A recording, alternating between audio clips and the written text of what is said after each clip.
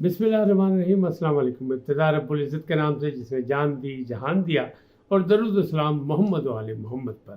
INN کے ساتھ ناصر نقوی حاضر خدمت ہے۔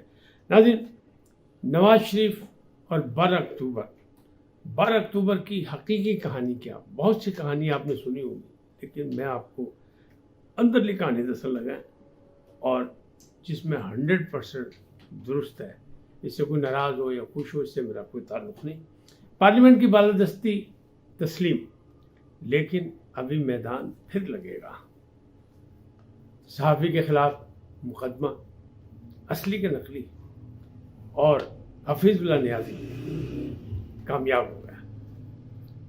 یہ سب خبریں آپ کو سناؤں گا باری باری، لیکن پہلے آپ سے گزارش کہ INN کو سبسکرائب کریں، لائک کریں، گھنٹی کا بٹن دبانا نہ بھولیں، اور اپنی قیمتی رائے کا اظہار ضرور کریں۔ جی ناظرین، پہلی بات کرتے ہیں حفیظ اللہ نیازی کی۔ یہ بڑا ٹچی معاملہ تھا۔ حفیظ اللہ نیازی نے مختلف جرنلسٹوں سے دستخط کرا کے، کیونکہ ایک تجزیہ کار ہیں اور وہ نامور تجزیہ کار ہیں باقاعدہ، اور تو انہوں نے کوشش کی تھی جرنلسٹوں سے دستخط کرا کے، لیکن بعد میں کوئی جرنلسٹ نے کہا میرے دستخط ہی نہیں ہے، مجھ سے تو رائے بھی نہیں لی گئی۔ بہرحال چونکہ ایک باپ تھے، انہوں نے بیٹے کی ملاقات کے لیے بات کی، کیونکہ وہ کہتے ہیں کہ میرے نظریات اور حسان اللہ نیازی کے نظریات میں فرق اس لیے ہے کہ وہ ماموں کا لاڈلا ہے، اور ماموں کی باتوں سے اچھی زیادہ لگتی ہیں۔ تو ٹھیک ہے، کہتے ہیں میں نے اسے اختلاف نہیں کیا، میں نے اسے ہٹایا نہیں، اسے میں نے منع نہیں کیا، لیکن میں نے سمجھا ضرور دیا تھا۔ وہ نہیں سمجھے، ٹھیک ہے، لیکن بہرحال ایک باپ کو بیٹے کی فکر تو ہوتی ہے کس حال میں۔ تو وہ ملاقات ہو گئی۔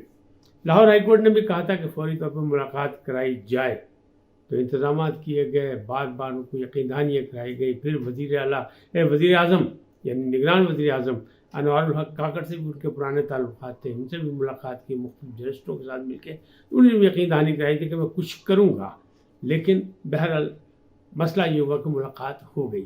اور اچھی بات اس میں کیا ہے؟ اس میں اچھی بات یہ ہے کہ حسان اللہ نیازی خیریت سے ہیں، صحت مند ہیں اور پرعزم ہیں۔ وہ کہتے ہیں کہ نہیں، وہ اپنے معاملات پہ ڈٹے ہوئے ہیں، اپنے موقع پہ ڈٹے ہوئے ہیں، اور مجھے خوشی ہوئی کہ میرا بیٹا اپنے موقع پہ ڈٹا ہوا ہے، جس موقع پہ وہ تھا۔ میرے کہنے نظریات ہیں، اس کے کہنے نظریات اس سے بالکل الگ۔ اصلی بات یہ ہے کہ وہ اپنے پاؤں پہ قائم ہے، اور جو کچھ تشدد اس پہ ہوا ہے اس نے برداشت کیا، اور اس نے کچھ شور نہیں مچایا، عزم و ہمت کا مظاہرہ کیا۔ چلیں، اچھی بات ہے، خیریت سے وہ، لیکن بہرحال جو مقدمہ ہے اس کو تو انہیں فیس کرنا پڑے گا۔ وہ ملٹری کورٹ میں چل رہا ہے، کیا ہو رہا ہے کیا نہیں، وہ تو اپنی جگہ ہے۔ اب اگلی بات جو ہے وہ بات کرتے ہیں کہ ایک صحافی کے خلاف مقدمہ ہوا۔ مقدمہ اصلی ہے کہ نقلی بحث یہ چل رہی ہے۔ صحافی کون ہے؟ صحافی ہے رانا محمد عظیم صاحب، اور وہ مطلب ذمہ دار صحافی ہیں، بڑے اتھینٹک صحافی ہیں، اس لیے کہ فیڈرل یونین آف جرنلسٹ کے وہ صدر بھی رہے اپنے گروپ کے، اور پھر اب سیکرٹری جنرل بھی ہیں مرکزی، اور اپنے وہ جرنلسٹوں کے حقوق کے لیے بڑی آواز بلند کرتے ہیں۔ لیکن ان کا اپنا ایک نظریہ ہے کہ وہ پرو عمران ہیں، یا وہ سمجھ لے کہ ٹھیک ہے وہ نواز شریف اور دوسرے لوگوں سے اختلاف کرتے ہیں، تو یہ حق ہے، ہر بندے کا حق ہے کہ وہ اختلاف کرے، یہ رائے کرے۔ بہرحال جہاں بحث صحافی، تو مجھے اس بات پہ بھی اعتراض ہے کہ کسی کو کسی دھڑے میں نہیں ہونا چاہیے، لیکن یہ اپنا اپنا فیصلہ سب کا کہ وہ آزادی صحافت کس کو سمجھتے ہیں۔ لیکن اس وقت جو ہوا کہ ان کے پر مقدمہ ہوا ہے بجلی چوری کا، کہ وہ جناب چوری کر کے میٹر کو بھی ٹیمپر کرتے ہیں، ویسے بھی کنیکشن غلط ہے، اور 1,40,000 روپے کا، اور انہیں حکومت کو نقصان پہنچایا۔ لیسکو نے ان کے خلاف مقدمہ کرایا، ساتھ یہ کہ انہیں دھمکیاں نہیں ہیں ملازمین کو، اور بلکہ معطل کرا دیا جو علاقے کا بندہ تھا ذمہ دار، تو اس پر بھی مطلب ہے۔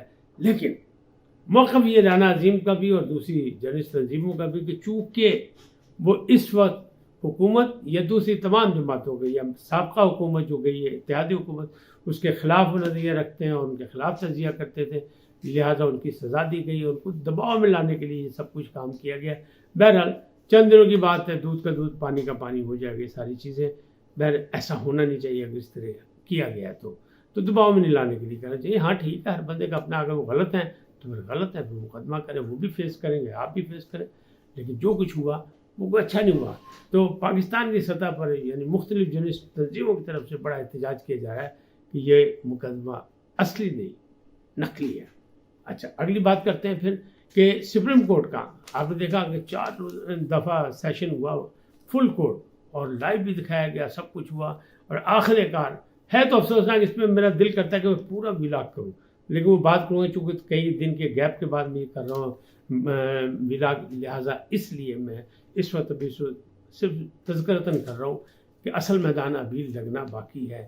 فیصلہ آ گیا، 10 اور 5 سے فیصلہ آ گیا کہ پارلیمنٹ کی بالادستی جو ہے وہ تسلیم کر لی سپریم کورٹ نے، 5 نے مخالفت کی، 10 نے حمایت کی، لیکن جو وہ ایک اور تھا، وہ جو رائٹ آف اپیل کا مسئلہ جو تھا، جو معاملات تھے اس پر اختلاف ہو گیا اور اس کو تسلیم نہیں کیا گیا کہ نہیں ایسا نہیں ہونا چاہیے۔ یا دوسری بات یہ ہے کہ ایک اور جو بڑا فیصلہ ہوا وہ یہ ہوا کہ جناب 11 اپریل کو یہ قانون بنا ہے تو اس سے پہلے کے جو ہے اس پر اطلاق نہیں ہوگا، یعنی پہلے والے مقدمے ان کو معافی نہیں ہوگی، کوئی چیز نہیں ہوگی، وہ معاملات نہیں ہیں۔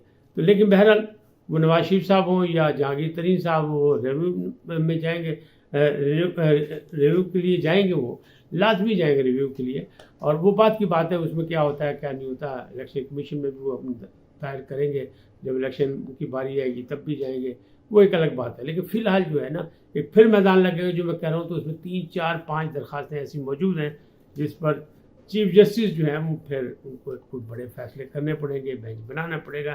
ایک ہے وہ 90 روز میں الیکشن، میرا خیال سب سے پہلے نمبر پہ وہی آتا ہے کہ اس کی درخواست موجود ہے۔ حافظ بھائی صاحب کہہ رہے ہیں جناب میری درخواست تو آپ نے سنی نہیں، اس پہ جو اصل ہے انہوں نے کہا پہلے یہ پریسٹیج اینڈ پروسیجر بل کر لیں کہ پارلیمنٹ قانون سازی کر بھی سکتی ہے۔ نہیں، کتنا عجیب مذاق ہے کہ کون ہے ادارہ، کون سا ہے قانون ساز ادارہ، کون پارلیمنٹ، کیا وہ قانون بنا سکتی ہے کہ نہیں بنا سکتی، اور فیصلہ جو ہے وہ بھی بڑا عجیب و غریب ہے کہ یہ والا قانون بنا سکتی ہے یہ نہیں بنا سکتی، عجیب و غریب۔ بہرحال پاکستان میں کہتے ہیں جو ہو جائے وہی کم ہے، یہ سارا کچھ ہو رہا ہے، اس میں تفصیل سے بھی بات کروں گا کہ یہ کیا ہے۔ لیکن ایک تو آگے نا وہ 90 روز والا، دوسرا ہے کہ ملٹری کورٹس کا مسئلہ، پھر نیب کا ترمیمی بل والا بھی مسئلہ ایک ہے موجود ہے جو فیصلہ ہوا تھا، اس پہ بھی بات چیت چلے گی، اور پھر میدان لگے گا آفیشیل سیکرٹ ایکٹ پر، اس پر بھی میدان لگے گا، اور یہی نہیں کہ ریویو ججمنٹ جو ہے اس پر بھی لگے گا کہ اس کے جو فیصلے کیے گئے ہیں اس کو کس انداز میں آگے چلایا جائے گا، کیا ہوگا کیا نہیں ہوگا۔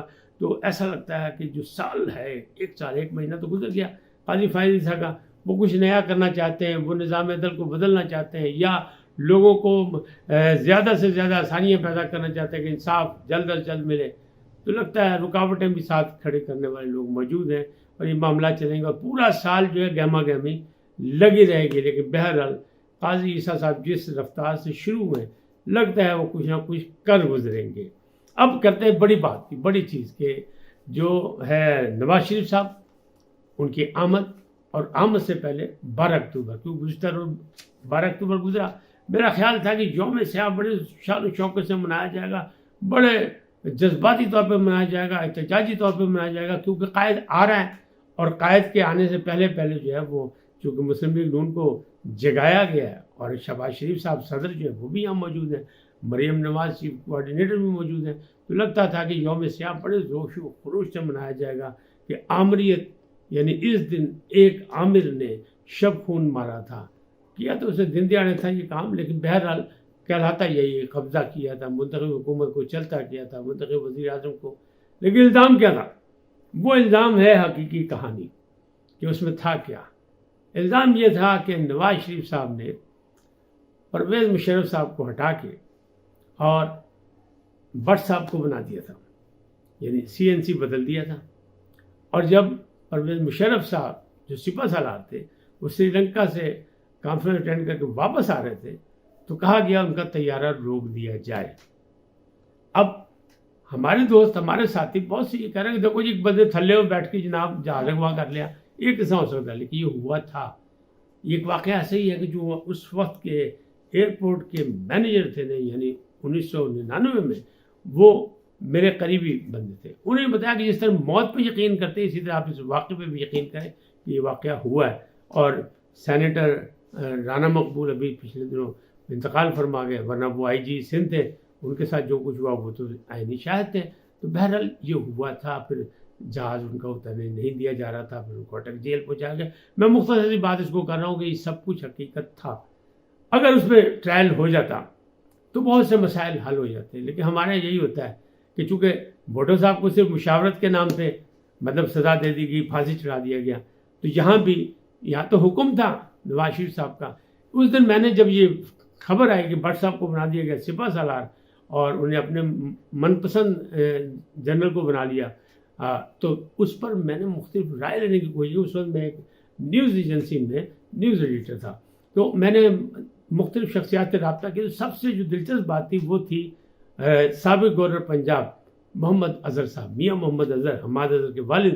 وہ مجھ سے کہنے لگے یار ریئیکشن کی لینا تو میرا برادر، اصل خبر تو شام کو ملے گی. اس کا مطلب انہیں بھی کوئی سود بت تھی. اور شام کو ایک پریس کانفرنس ہوئی تھی لاہور پریس کلب میں، تو اس سے پہلے پریس کانفرنس سے پہلے ٹیلی فون پہ وہ ہمارے ایک پیپلز پارٹی کے پرانے لیڈر تھے، سینئر لیڈر تھے، تو وہ یہ کہہ رہے تھے، خالد کھرل صاحب کسی کو بتا رہے تھے کہ جی 111 بریگیڈ جو ہے وہ موو کر گیا. اس کا مطلب ہے کہ ماشاء اللہ لگ گیا ہے، یعنی پتہ سب کو تھا.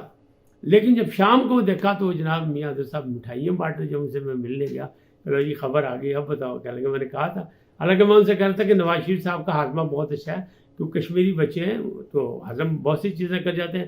وہ چیف جسٹس کو بھی کھا چکے ہیں، کئی دفعہ صدور بھی تو لے جا چکے ہیں، تو ایک سپہ سالار بھی لے جا چکے ہیں، استعفیٰ لے چکے ہیں جہانگیر کرامت سے. تو یہ کیا کمال ہے، یہ بھی ہو ہی جانا. انہوں نے کہا نہیں، انہوں نے کہا برادر کسی وقت وومٹنگ بھی ہو جاتی، تو یہ وومٹنگ والا کام تھا، ہو گیا. تو یہ معاملہ بالکل درست تھا، ایسا ہوا تھا. لیکن اس جرنلسٹ کو، جس جرنلسٹ کا نام ہے نذیر ناجی، سینئر جرنلسٹ ہمارے، کہنے والے کہتے ہیں، بقول شخص ہے، مجھے صحیح نہیں پتا کنفرم، لیکن کہنے والے یہ کہتے ہیں کہ انہوں نے یہ مشورہ دیا تھا. اور اس کو سیکنڈ کسے کیا تھا؟ مشاہد سید صاحب نے، جو بعد میں نظر بند رہے اپنے گھر میں. ان کو کچھ نہیں ہوا، بعد میں رہا پہ ہوا، کچھ بھی نہیں ہوا، سینیٹر بھی بن گیا، پھر مسلم لیگ نون میں ہی آ کے بن گیا. تو یہ ساری چیزیں سیاست کے اتار چڑھاؤ ہیں. بالکل ایسے ہی جیسے شہباز شریف صاحب کا راستے میں جسے گھراؤ کیا ابھی جلسے سے واپسی پر، تو انہوں نے دوسرے دن کو بلا کے ان سے صلح سمجھوتا ان کو یقین دہانی کرا دی کہ تمہارے مسائل حل ہو جائیں گے. لیکن اب یعنی سیاست میں کوئی چیز آخری نہیں ہوتی. اب کیا ہوا؟ اب ان کے 90 افراد کے خلاف جناب مقدمہ ہو گیا. یعنی آپ سوچیں کہ یہ کیا ہے. بہرحال سیاست کا یہی گورکھ دھندا ہمارے ملک میں. تو معاملات یہ ہے کہ جب کہیں سزا ہونے لگتی ہے، دیکھیں اٹک جیل سے برادر ملک آ کے سعودی عرب شاہ عبداللہ آ کے لے گئے تھے. کیوں؟ انہیں پتہ تھا کہ یہ اپنے وزیر اعظم کو پھانسی چڑھا دیتے ہیں. اب پھر ایک وزیر اعظم پھانسی کی طرف چڑھا کر رہے ہیں، سیکریٹ ایکٹ کی خلاف ورزی، فلانا یہ وہ سب، تو پھانسی کا بندہ تیار ہے. اب دیکھیے کیا ہوتا ہے. لیکن معاملات ایسے ہی ہے کہ ہمیں اپنے معاملات خود حل کرنے پڑیں گے، ہمیں اپنی سیاست خود کرنی پڑے گی، ہمیں کسی کے اشاروں پہ کام نہیں کرنا پڑے گا. بہرحال کب ہوگا ایسا، کیا ہوگا، میری اور آپ کی خواہش یہی ہے. لیکن ابھی بہت دیر لگے گی ہوتے ہوتے جمہوریت کو پنپتے پنپتے ہمارے یہاں. بہرحال آج اتنا ہی، پھر ملیں گے نئے موضوع کے ساتھ. جاتے جاتے آپ سے درخواست، آئیے ان کو سبسکرائب کریں، لائک کریں، گھنٹی کا بٹن تو بنانا بھولیں، اور اپنی قیمتی رائے کا اظہار اپنی شخصیت کے مطابق کریں. سدا سلامت رہیں. اللہ نگہبان.